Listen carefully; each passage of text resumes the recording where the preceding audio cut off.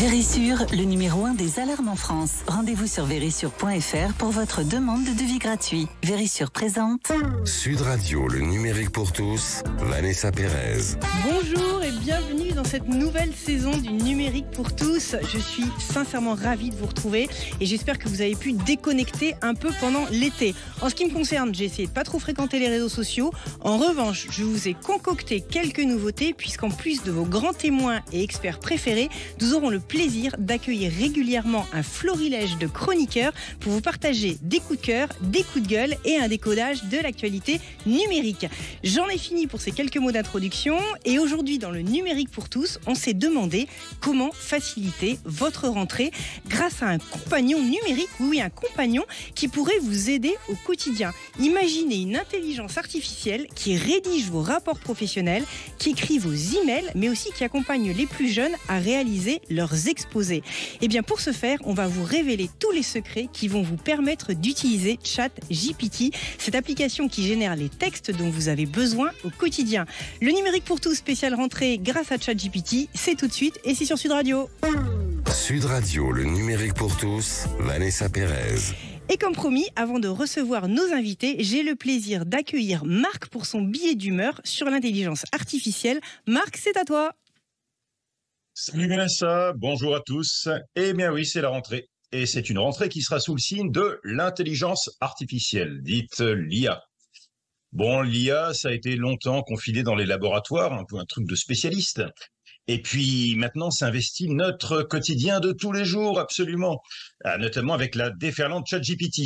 C'est impossible de passer à côté de ChatGPT. ChatGPT, c'est capable de dialoguer avec vous de manière bluffante. Ça peut rédiger vos emails, ça peut rédiger un exposé si vous êtes plus jeune.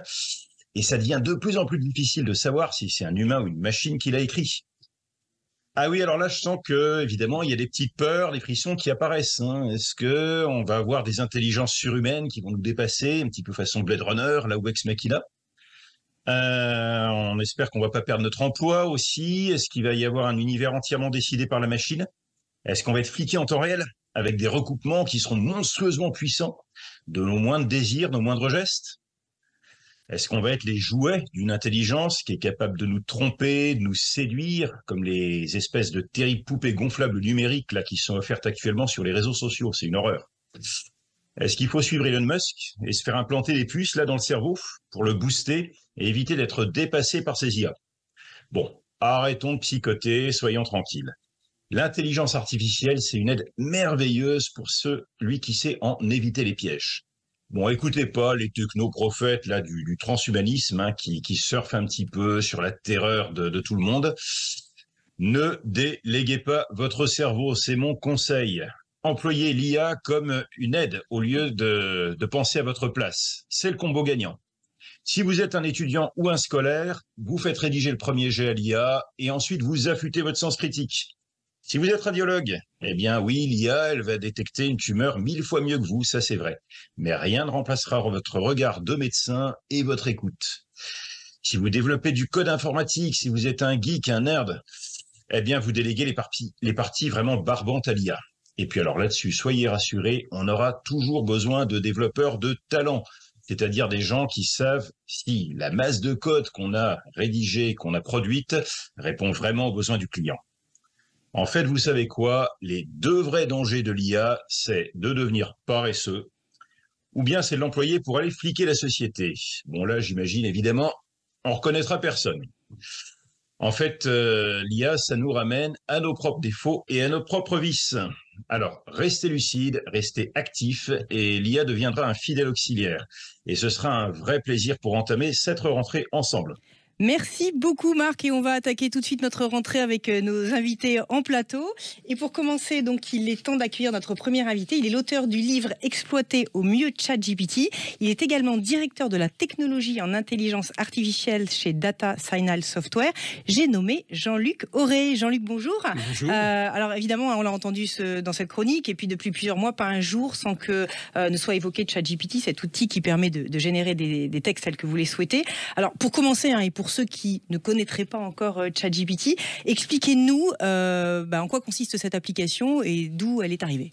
Alors ChatGPT est en fait un procédé d'intelligence artificielle qui a pour objectif d'aider les utilisateurs, alors que ce soit donc les gens en entreprise ou les particuliers, à répondre à un ensemble de requêtes. La société a été fondée en 2015 par principalement Elon Musk et Sam Altman, mais le produit qui est aujourd'hui connu comme ChatGPT, il lui est apparu en novembre 2022.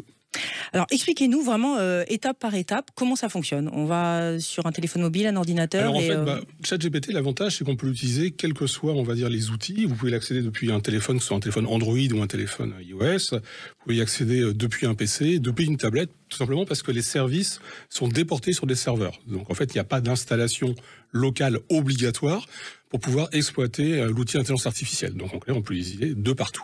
Alors, donnez-nous un exemple, faites une demande comme on la ferait. Il peut y avoir donc différents types de demandes. Alors, en fonction de si on est un particulier, si on est un étudiant, imaginons par exemple qu'on soit un étudiant qui cherche à faire une demande de stage. Vous allez, dans un premier temps, poser les bases, vous allez dire à l'intelligence artificielle. Alors attendez, je vous interromps Jean-Luc. Oui. On va d'abord sur le portail, on charte ChatGPT. On fait attention parce qu'il y a plein d'applications, etc. Mais il faut vraiment avoir le ChatGPT. Exactement, vous allez sur le site officiel d'OpenAI. Voilà, vous allez donc sur le site de ChatGPT. Et à partir du moment où vous êtes dessus, là vous allez directement pouvoir saisir votre requête en chat classique. Là, on va par exemple dire tu es un expert en courrier, dans le cas de la demande de stage. Je suis un étudiant à la Sorbonne en 2e année de droit. Rédige-moi une lettre de demande de stage d'une durée de 3 mois. Je suis actuellement à Paris. Je m'appelle, par exemple, Marc Théron. Le fait de donner l'ensemble des éléments va permettre à ChatGPT de vous rendre un modèle complet en intégrant les champs prédéfinis dans la réponse que vous souhaitez. Et donc vous pouvez codifier, je veux quelque chose en 100 mots, en 200 mots, je veux une tonalité. Exactement, vous pouvez codifier la tonalité. Après, concernant le nombre de mots, là, ChatGPT n'est pas très fiable. Si vous dites je veux un texte en 250 mots, vous allez vous apercevoir que très souvent vous n'avez pas 250 mots. Vous pouvez en avoir moins, vous pouvez en avoir plus. Il n'est pas très bon en mathématiques, il n'est pas très bon pour compter le nombre de mots, le nombre de syllabes ou même le nombre de lettres. Alors c'est ce qu'on appelle le prompt, cette rédaction de la demande qu'on lui fait. Et ce prompt en fait nécessite de contextualiser la demande. Et ça c'est très important. Alors le prompt c'est vraiment le nerf de la guerre, puisque si vous faites un prompt, donc comme vous le dites, une demande simple, vous allez avoir une réponse basique.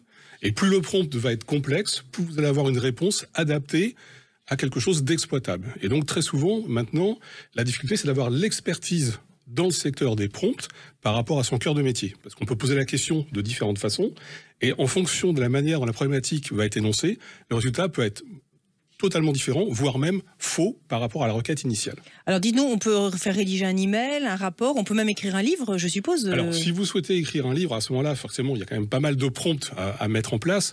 Il va d'abord falloir générer un prompt où vous allez dire à l'ordinateur, par exemple, d'aller créer un sommaire.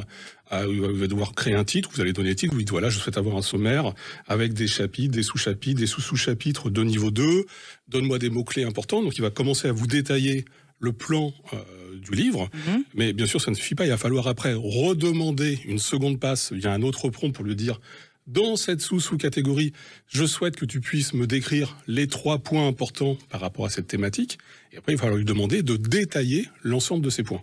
Et là vous allez voir que les réponses fournies par ChatGPT sont quand même, malgré le fait que l'on puisse modifier le ton, assez semblable au niveau de l'architecture. Vous allez retrouver avec une introduction, une décomposition des points assez basique, et très souvent avec une conclusion. Donc ça veut dire que si vous voulez vraiment écrire un livre avec ChatGPT, il va quand même falloir le retravailler, parce que de manière automatique aujourd'hui, le résultat que vous allez obtenir n'est pas forcément suffisant. L'autre point qui est très important, c'est qu'il faut vérifier l'information.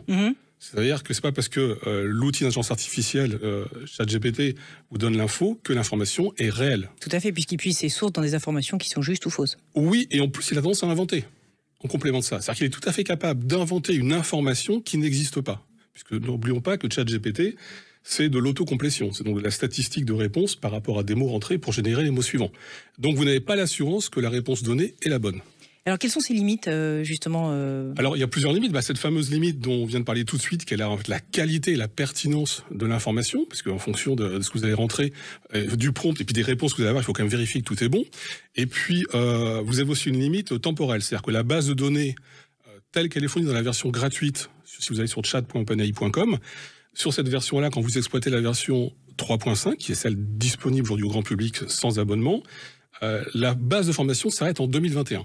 C'est-à-dire que si vous demandez, par exemple, quelle est la réglementation qui a été mise en place à Paris pour les trottinettes, il sera incapable de vous répondre puisque l'information, il ne l'aura pas. Et donc, il peut vous l'inventer. Donc, il faut bien garder à l'esprit que l'information s'arrête en 2021. Après, si vous êtes sur une version payante, vous avez ce qu'on appelle des plugins. Et via les extensions et les plugins sur ChatGPT, vous avez la possibilité, là, de mettre un plugin de navigation Internet qui vous permet d'outrepasser cette limitation de 2021. Et là, vous pouvez effectivement poser la question de savoir quelle est la dernière augmentation sur Paris. D'accord, ça c'est si on est un peu geek alors. Si on est un petit peu geek et si on est sur une version payante. Ouais. Donc il y a quand même, les limites ne sont pas les mêmes.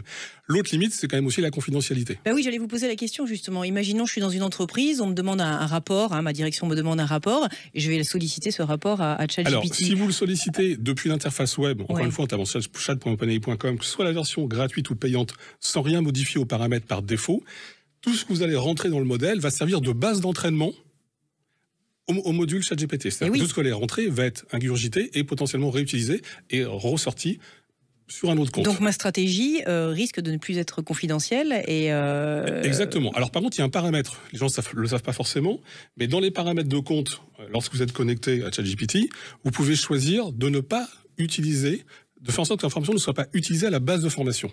Ça pose pas mal de contraintes, vous perdez l'historisation, vous perdez pas mal de choses au niveau de la représentation de l'information, mais il y a une option qui existe, qui vous permet, même dans la version gratuite, de faire en sorte que ce que vous tapez ne soit pas utilisé dans l'entraînement du modèle. Mais très peu de gens le savent en fait. Alors expliquez-moi une chose Jean-Luc, parce qu'en fait ChatGPT compile des informations existantes. Oui. À terme, si on imagine que tout n'est que recyclage, on va plus rien avoir de nouveau.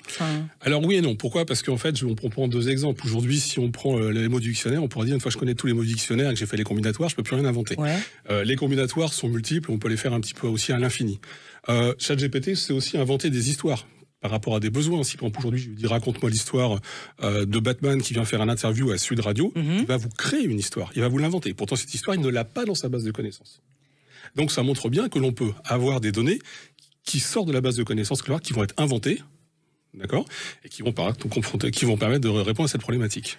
Ok, alors on a lu récemment dans la presse qu'il y avait peut-être une initiative de ChatGPT à la française avec des entrepreneurs comme Xavier Niel, qui est dirigeant de l'opérateur Free, et Rodolphe Saadé, qui est le CEO de la compagnie maritime CMA-CGM. C'est une rumeur ou ça peut être une réalité ? Alors moi j'ai pas plus d'informations, je parle en secret des dieux, mais à mon avis ça me paraît tout à fait logique. Pourquoi ? Puisqu'on a vu qu'il y a quelques jours, donc les Chinois ont lancé un système Queen, qui est un peu un système équivalent à ChatGPT qu'ils ont mis en ressources dans le domaine public. On voit qu'aujourd'hui, Meta a sorti, il y a quelques semaines, Meta a sorti une version 2 de Llama, qui est un concurrent aussi de ChatGPT, qui est proposé directement en open source, donc gratuitement. Et pas plus tard que cette semaine, la Corée du Sud a lancé son propre moteur et son propre système d'intelligence artificielle, concurrent aussi à ChatGPT, qui est sorti là. Donc ça me semble logique que la France, avec les pays, essaient d'avoir un système souverain. Au niveau de la problématique, aujourd'hui, on sait comment créer ce type de moteur, je pense que c'est plus vraiment un secret. Pour pouvoir y arriver, ce qu'il faut, c'est des moyens. Il faut des moyens colossaux, parce qu'il faut pouvoir parser une information, un ensemble d'informations très très vaste, et il faut avoir accès à sans entrer dans le détail, il y a beaucoup de cartes, il y a beaucoup de puissance de calcul, on va dire, pour pouvoir arriver à travailler tous ces documents. Donc c'est plus une question financière, à mon avis, une question de volonté qu'une question technique. Je pense qu'on sait comment faire, mais il faut se donner les moyens techniques en matériel et financier pour y arriver. Pour conclure, Jean-Luc, on a toujours une place, nous humains, dans ce système intellectuel. Oui, heureusement, bien évidemment. Déjà parce que c'est l'humain qui tape les prompts aujourd'hui, donc pour pouvoir avoir les réponses à la question. Et puis moi, je pense que l'intelligence artificielle, c'est un petit peu comme l'informatique. Quand les ordinateurs sont arrivés dans les années 80, on se dit oh là là, c'est tellement rapide, ça va les calculatrices, les tableaux, etc. Ça va remplacer les comptables. Non, pas du tout. Tout le monde a été beaucoup plus productif. On a fait le travail beaucoup plus rapidement, mais l'informatique n'a pas engendré, si on regarde, un taux de licenciement massif au fil des années. En fait, les métiers ont changé, les métiers ont été bouleversés. Et je pense que grâce à l'IA, on va arriver à la même chose. On va peut-être aller beaucoup plus vite sur plein de sujets, et on va changer de poste. Il y aura de nouveaux métiers. Certains métiers vont disparaître, mais d'autres vont apparaître, et puis on sera encore plus rapide et plus efficace. Merci beaucoup Jean-Luc Auré pour votre éclairage. Je rappelle le titre de votre livre, Exploiter au mieux ChatGPT. Vraiment, vous aurez les fondamentaux pour rédiger vos prompts et obtenir des réponses plus ou moins précises, mais votre sens critique est toujours très très important. Je tiens à le souligner. Merci bien. Merci. Le numérique pour tous, réussir sa rentrée avec ChatGPT, ça continue dans quelques instants, et c'est sur Sud Radio. Sud Radio, le numérique pour tous, Vanessa Pérez. Et tout de suite, dans ce numérique pour tous spécial Réussir sa rentrée avec ChatGPT, j'ai le plaisir de recevoir Frédéric Bardot, fondateur de Simplon, l'école dédiée à la formation gratuite de tous les passionnés de technologie. Frédéric, bonjour. Bonjour, on est Vanessa. ravis de vous avoir en plateau. Alors Frédéric, de plus en plus, les entreprises font appel à vous pour former leurs collaborateurs à ChatGPT. Expliquez-nous quel type d'entreprise justement et pourquoi. Ça touche un peu tout le monde, hein. Marc et Jean-Luc l'ont bien dit. En fait, c'est vraiment une révolution dans les usages et ça peut servir à tout et à n'importe quoi. On peut s'amuser avec ChatGPT, on peut lui demander une poésie, on peut lui demander un slam, un rap, mais on peut aussi lui demander de travailler et d'aider à la productivité des salariés. Donc, dans toutes les entreprises, il y a des tâches qu'on peut déléguer, en gardant l'esprit critique, vous avez raison, à ChatGPT. Donc, en fait, tous les gens, du plus grand dirigeant jusqu'à l'assistante et à n'importe quel métier, en fait, a intérêt à se servir de l'intelligence artificielle et à ChatGPT pour pouvoir mieux travailler. Mais alors ça veut dire qu'aujourd'hui les collaborateurs des entreprises le font un petit peu en off, on va dire, pour c'est du shadow, ouais, c'est ça. Pour se documenter, il n'y a rien d'officiel, mais il y a des choses qui se mettent en place un peu pour rendre officiel certains départements. J'ai entendu que certaines entreprises commençaient justement dans les départements financiers, comptables, où il y a des tâches un petit peu automatisables, à mettre en place ce genre de système. Oui, puis les acteurs de la tech, les premiers à avoir tiré, c'était IBM, qui ont dit, nous on arrête de recruter sur plein de types de fonctions, parce qu'en fait on va attendre que les intelligences artificielle fasse ce boulot-là et de voir si on a besoin de gens supplémentaires. Donc effectivement, il commence à y avoir des automatisations un peu industrielles et puis les entreprises commencent à mettre en place des cadres d'utilisation parce qu'on ne peut pas faire tout et n'importe quoi, ça a été dit tout à l'heure, mais... Alors vous qui travaillez énormément dans la formation, puisque c'est le métier de Simplon, question qui revient en permanence, est-ce qu'on doit craindre le remplacement ou la suppression de certains métiers? Et dans quel domaine notamment?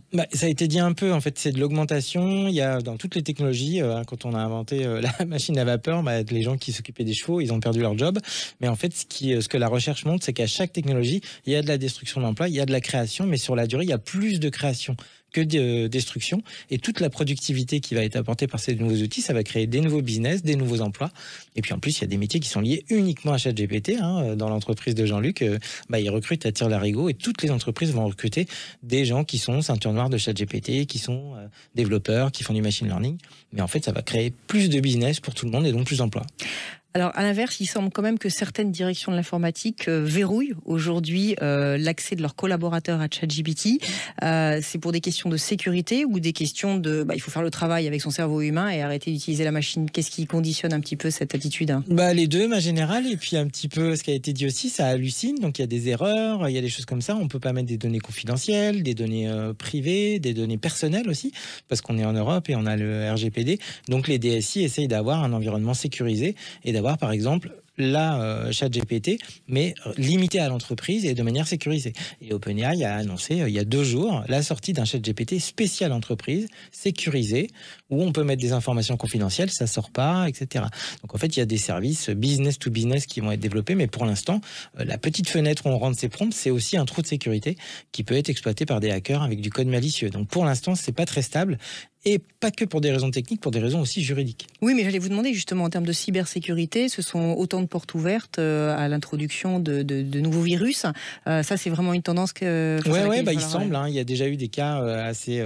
parce qu'en fait, on le disait, ChatGPT crée du langage. Mais par exemple, Python, Java, le code informatique, c'est du langage. Donc si vous demandez à ChatGPT de vous écrire un petit programme avec un serpent, là, vous savez, le programme Snake ou un Pong en Python, en fait, il va vous générer du code. Donc ça veut dire qu'il ne génère pas que des mots et du texte, des choses à copier-coller, mais aussi du code. Et donc le contraire est vrai. Vous pouvez mettre du code dans la petite fenêtre à la place d'un prompt et trouver une faille de sécurité qui fait que vous allez atterrir sur le serveur d'OpenAI. Alors l'outil est quand même pas mal utilisé. Aujourd'hui, c'est bien vulgarisé dans le domaine des RH, des ressources humaines, où il semblerait que ça permette de réduire un peu certains biais. Expliquez-nous dans quelle mesure, là, il a vraiment une valeur ajoutée.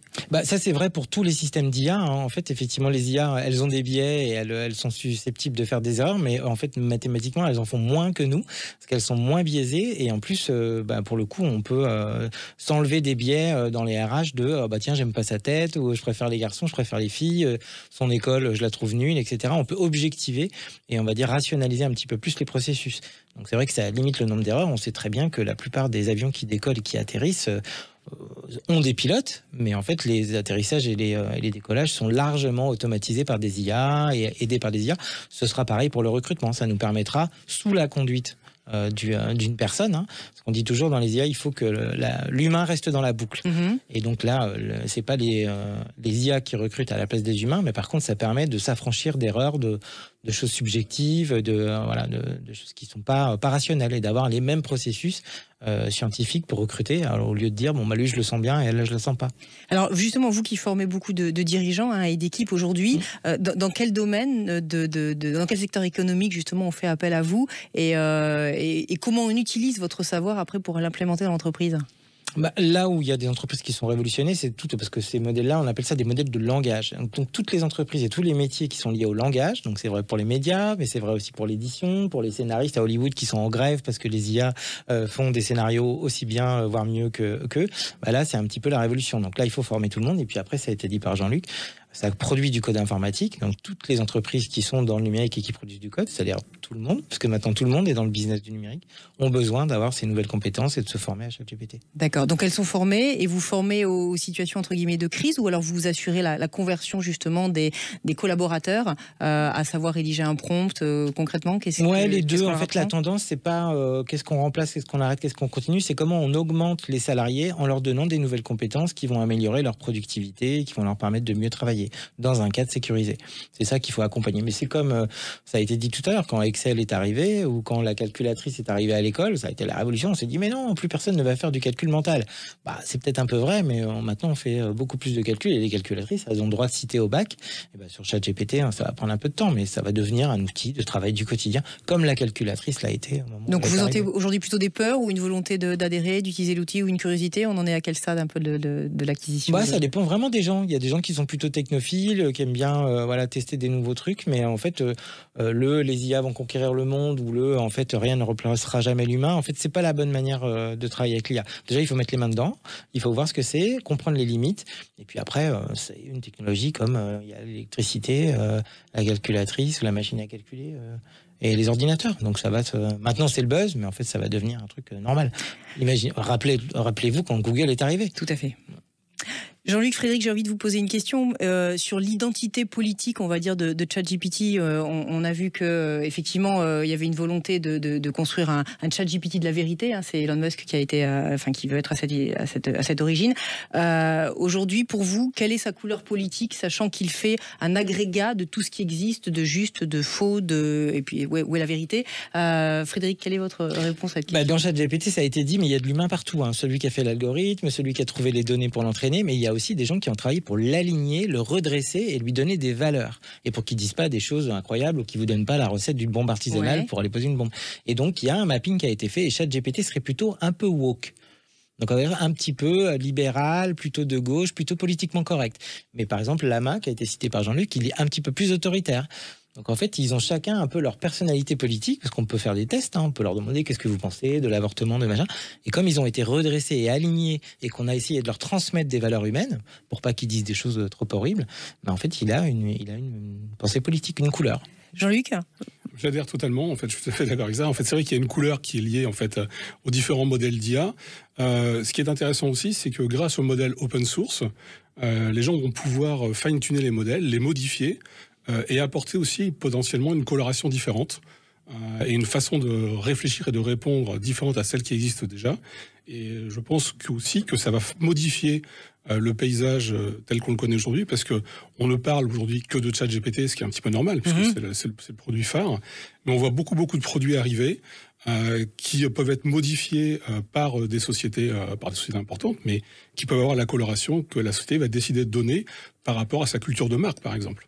Jean-Luc, pour appréhender cette rentrée, alors les conseils que vous donneriez pour quelqu'un qui veut débuter ou utiliser ChatGPT pour faciliter un petit peu cette rentrée, l'alléger? Alors moi je dirais c'est surtout de mettre les mains dans le cambouis, c'est-à-dire qu'il faut pratiquer, c'est-à-dire qu'il faut vraiment faire plusieurs tests, et là on s'aperçoit que il faut pas abandonner, c'est-à-dire qu'il y a plusieurs personnes qui m'ont dit ah non mais ChatGPT ça marche pas du tout, c'est simplement parce que justement ils n'ont pas su poser les bons prompts, ils n'ont pas su poser la méthodologie des bonnes questions pour avoir la réponse adaptée, et je pense que si on n'obtient pas la réponse que l'on souhaite de ChatGPT, avant de se dire que ChatGPT ne fonctionne pas, il faut chercher comment modifier sa requête et donc sa question pour pouvoir arriver à avoir une réponse pertinente. Frédéric, un conseil pour utiliser ChatGPT à la rentrée et alléger sa rentrée surtout. Voilà, mettre les mains dedans et surtout comprendre assez vite en mettant les mains dedans que c'est ni Wikipédia ni Google et qu'il n'y a pas que ChatGPT. Donc si j'ai un petit conseil, parce qu'on a beaucoup parlé de ChatGPT, moi j'inciterai les auditeurs de Sud Radio à essayer Bing Chat. Ah là, c'est une autre émission, Frédéric, alors...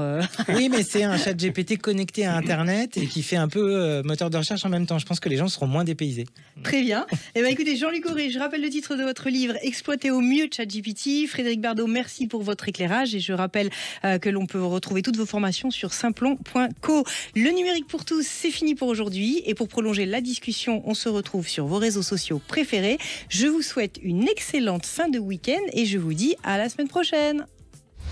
Avec Vérissure, le numéro 1 des alarmes en France. Rendez-vous sur vérissure.fr pour votre demande de devis gratuit.